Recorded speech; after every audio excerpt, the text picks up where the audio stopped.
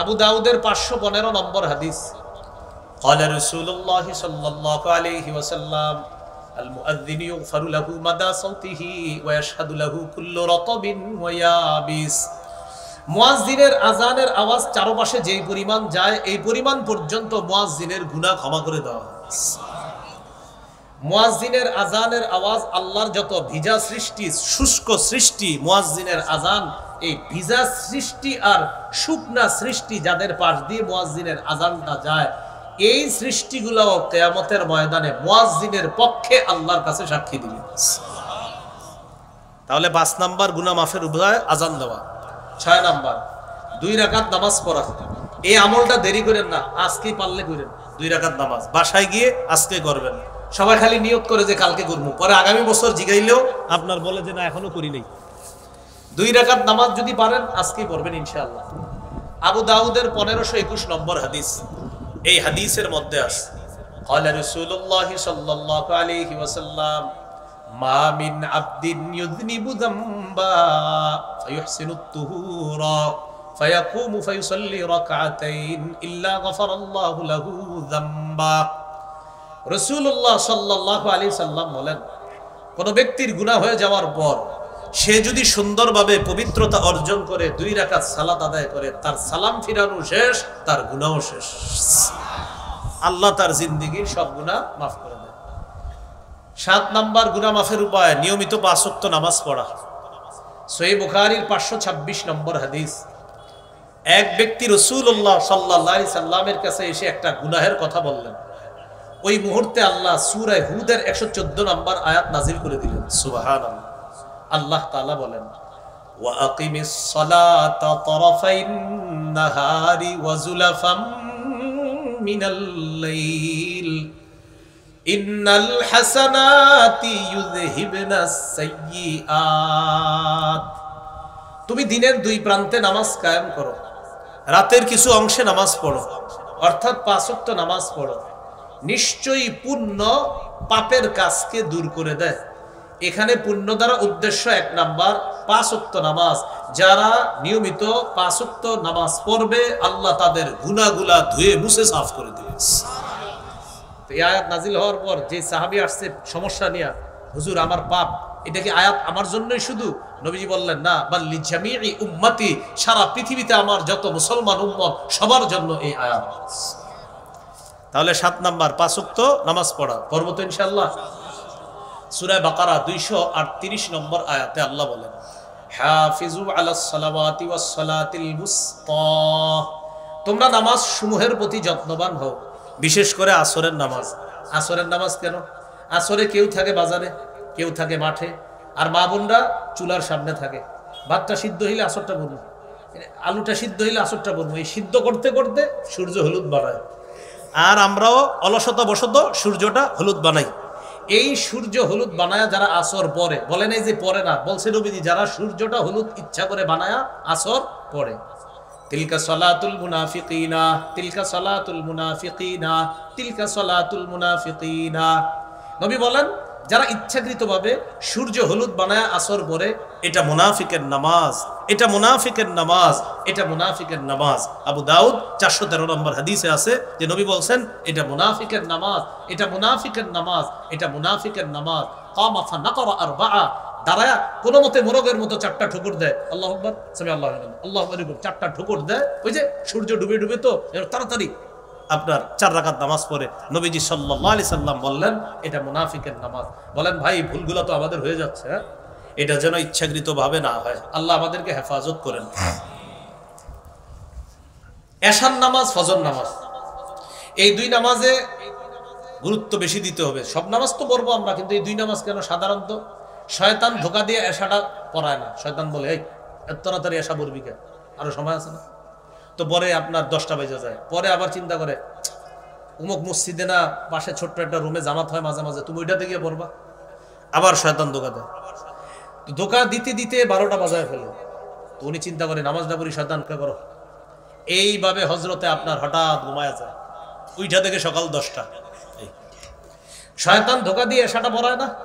আবার ফজরের সময় কি করে? হাদিসে আসছে শয়তান রাতের বেলা কি করে? বুখারীর বর্ণনা, আলাইকা লাইলুন তাওয়িল ফারকুদ, শয়তান গিট মারে এই জায়গায়, মাথার খুলিতে 3টা গিট মারে আর বলে ফারকুদ, এই ঘুমাও ঘুমাও ঘুমাও ঘুমাও। হাদিসে আসছে তোমাদের কেউ যখন ঘুমাও তখন কি করে, শয়তান 3টা গিট মারে এখানে আর বলে আলাইকা লাইলুন তবিল, এই রাত অনেক লম্বা আছে, ঘুমাও ঘুমাও আরো ঘুমাও, এরকম বুঝায় আপনার শয়তান। দেখবেন ফজরের সময় শরীর এত ভালো লাগে, ও মেসেজ করে দেয় ঘুমাও। তো যখন আপনি উঠা যান, উঠা যখন দোয়াটা পড়েন সাথে সাথে 3 গিটের 1 গিট খুলে যায়। যখন ওযু করেন 2 নাম্বার গিট খুলে যায়, রইল কয়টা? একটা। যখন ফজর পড়েন তখন আপনি বুখারীর বর্ণনা ফাসবাহা নাশীতান নাফসি, তখন উৎফুল্ল মনে তার সকালটা শুরু হয়। ইনশাআল্লাহ আমার একটা সংকলন আসবে বাজারে, উৎফুল্ল মনে প্রভাত, ইনশাআল্লাহ এটা কিতাব আসবে, উৎফুল্ল মনে প্রভাত। তো এই হাদিস থেকে অনুপ্রাণিত হয়ে কিতাবটা ইনশাআল্লাহ রচনা করার চেষ্টা আছে।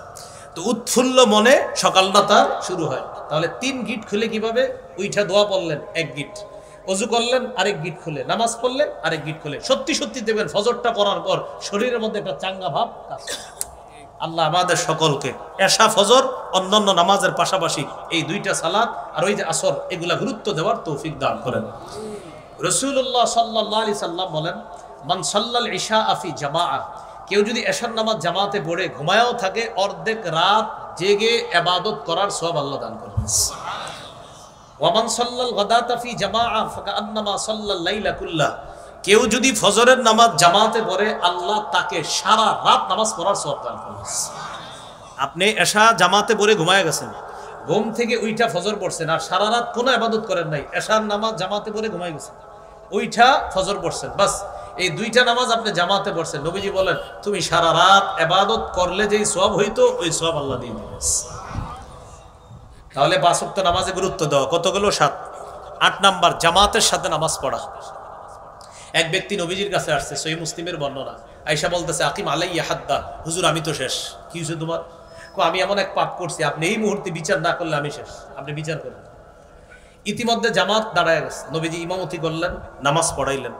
নামাজের পর নবীজি বললেন আহাদারতাস সালাতা মানা, আচ্ছা এই তুমি কি আমাদের সাথে জামাতে নামাজ পড়ছো? তিনি বললেন জি। ও তুমি যে সমস্যা নিয়ে আমার কাছে আসছিলা জামাতে নামাজ পড়ার কারণে আল্লাহ মাফ করে দিস। এ হলো 8 নাম্বার জামাতে নামাজ পড়া। গুনাহ মাফের 9 নাম্বার উপায়, গুনাহ হয়ে গেলে সাথে সাথে একটা ভালো কাজ করা। আমি কিন্তু বলি নাই গুনাহ করে ফেললে, বলছি গুনাহ হয়ে গেলে।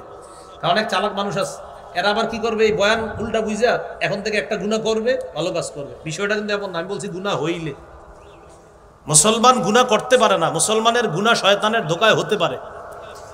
একটা গুনাহ হয়ে গেলে সাথে সাথে একটা ভালো কাজ করা। তিরমিজির হাদিস 1887 নম্বর হাদিস, রাসূলুল্লাহ সাল্লাল্লাহু আলাইহি সাল্লাম আবু যর গিফারি রাদিয়াল্লাহু তাআলা আনহুকে বলেন ইত্তাকিল্লাহা হাইসুমা কুনতা, যেখানে থাকো আল্লাহকে ভয় করো। ওয়া আতবিইস সাইয়্যাতাল হাসানাতা তামহুহা, খারাপ কাজ হয়ে গেলে ভালো কাজ করবা, তোমার ভালো কাজটা খারাপ কাজকে মিটিয়ে দিবে। ওয়া খালিকিন নাসা বিখুলুকিন হাসান, উত্তম আচরণ করবা মানুষের সাথে। গুনাহ মাফের 10 নাম্বার উপায়, জিকিরের মজলিসে বসা। এই যে মজলিসে আছেন এটা জিকিরের মজলিস। সহিহ বুখারী 6408 নম্বর হাদিস। এই হাদিসে আসছে ফেরেশতারা এই মুহূর্তে আমাদের এই পুরা গোটায় যারা দাঁড়িয়ে আছি বসে আছি পুরা মজলিসটাকে ঘেরাও করে আল্লাহর আসমান পর্যন্ত চলে গেছে। আল্লাহ তাআলা হাদিসের শেষে আসছে আল্লাহ ফেরেশতাদেরকে বলেন ইশহাদু আন্নী কাদ গাফারতু লাহুম, রূপসা ওই মাঠে যে মানুষগুলো একত্রিত হয়েছে তোমরা সাক্ষী থাকো আমি আল্লাহ তাদেরকে মাফ করে দিলাম। তাহলে 10 নাম্বার জিকিরের মজলিসে বসা। 11 নাম্বার সর্বশেষ জিকির করা। কি করা? জিকির করা। আহাব্বুল কালামি ইলাল্লাহি আরবা, আল্লাহর কাছে 4টা বাক্য জিকির সবচেয়ে পছন্দের। সুবহানাল্লাহ, আলহামদুলিল্লাহ, লা ইলাহা ইল্লাল্লাহ, আল্লাহু আকবার। এই 4টার মধ্যে আবার সবচেয়ে শ্রেষ্ঠ কোনটা? আফজালুয যিকরি লা ইলাহা ইল্লাল্লাহ, সবচেয়ে শ্রেষ্ঠ জিকির হলো লা ইলাহা ইল্লাল্লাহ। একবার মুহাব্বতের সাথে পড়ি তো আমরা, লা ইলাহা ইল্লাল্লাহ। বাস। তিরমিজির 3592 নম্বর হাদিস, রাসূলুল্লাহ সাল্লাল্লাহু আলাইহি সাল্লাম বলেন কোন ব্যক্তি ইখলাসের সাথে একবার লা ইলাহা ইল্লাল্লাহ পড়লে ইল্লা ফুতিহাত লাহু আবওয়াবুস সামা হাত্তা তুফজিয়া ইলাল আরশ, আসমানের সবগুলা দরজা খুলে দেওয়া হয় তার লা ইলাহা ইল্লাল্লাহ যেন আরশ পর্যন্ত পৌঁছে যায়। তাহলে পড়ব তো ইনশাআল্লাহ। এবার আমার সাথে বলেন 5 ওয়াক্ত নামাজের পর 33 বার সুবহানাল্লাহ, 33 বার আলহামদুলিল্লাহ, 33 বার আল্লাহু আকবার, 3-33 বলেন 99 বার পড়ার পর 100তম বারে এই দোয়াটি পড়ব। পড়েন, লা ইলাহা ইল্লাল্লাহু ওয়াহদাহু লা শারীকা লাহ লাহুল মুলকু ওয়া লাহুল হামদু ওয়া হুয়া আলা কুল্লি শাইইন কাদির গফিরাত খাতায়াহু ওয়া ইন কানাত মিসলা জাবাদিল বাহরি, সমুদ্রের ফেনা পরিমাণ গুনাহ আল্লাহ মাফ করে দেন। আরেকটা 100 বার পড়বেন ডেইলি। সহিহ বুখারী 6405 নম্বর হাদিসে আছে, রাসূলুল্লাহ সাল্লাল্লাহু আলাইহি সাল্লাম বলেন, কেউ যদি দৈনিক 100 বার এটা পড়ে, সুবহানাল্লাহি ওয়া বিহামদিহি, বাস, আবার সুবহানাল্লাহি ওয়া বিহামদিহি, সুবহানাল্লাহি ওয়া বিহামদিহি, এতটুকুই 100 বার, তার সমুদ্রের ফেনা পরিমাণ গুনাহ আল্লাহ মাফ করে দেন। মনে থাকবেন ইনশাআল্লাহ। তাহলে গুনাহ মাফের 11টা কারণ জানলাম, 70টার বেশি কারণ আছে, 11টা কারণ জানলাম। ইনশাআল্লাহ 2-3 মাস বা 4-5 মাসের মধ্যে আমার একটা সংকলন আসবে, নাম পাপ। কি নাম? একটা কিতাব আসবে, পাপ। এই পাপের মধ্যে ইনশাআল্লাহ আশা করি 70টার বেশি আরো কারণ আপনারা পাবেন। পাপ একটা কিতাবই আসবে, নাম হবে পাপ, ওখানে ইনশাআল্লাহ পাবেন। আজকে যে আলোচনাগুলো আপাতত এইগুলা, আমার একটা সংকলন আছে মিম্বরের আমানত, 1 থেকে 10 খণ্ড। আজকের আলোচনাগুলো পাবেন 9ম খণ্ডের শেষ আলোচনা, আর 10ম খণ্ডের আলোচনা হলো এখন থেকে কোরবানি পর্যন্ত কিভাবে কাটাবেন, কোরবানির গরুর কালারটা কেমন হবে, পা কেমন হবে, নাক চোখ কেমন হবে, 10 নম্বর খণ্ডের আলোচনা। হজের আলোচনা, মুহররম মাসকে কেন্দ্র করে অনেকে চিন্তা করে মনে বিয়ে দেওয়া যাবে না, আসলে কথাগুলো সঠিক কিনা, এটা 10 নম্বর খণ্ডের আলোচনা।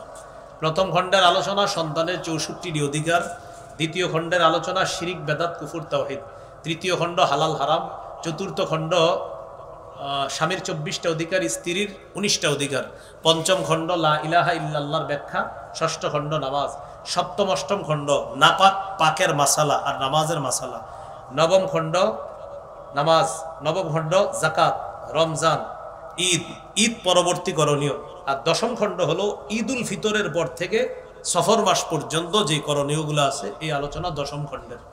যাদের প্রয়োজন হবে গাড়ির কাজ না ভাঙা, আমি গাড়িতে যাওয়ার আগেই যদি পারেন সংগ্রহ করে নেবেন, শর্ত হলো গাড়ির কাজ ভাঙা যাবে না। কি ভাঙা যাবে না? আমরা তো মুসাফা দিকে গাছ ভাঙা দেন, কিন্তু গাছ ভাঙা যাবে না। আল্লাহ আমাদের সকলকে এই 11টা উপায় অবলম্বন করে গুনাহ থেকে যেন মুক্ত থাকতে পারি, আল্লাহ তৌফিক দান করেন।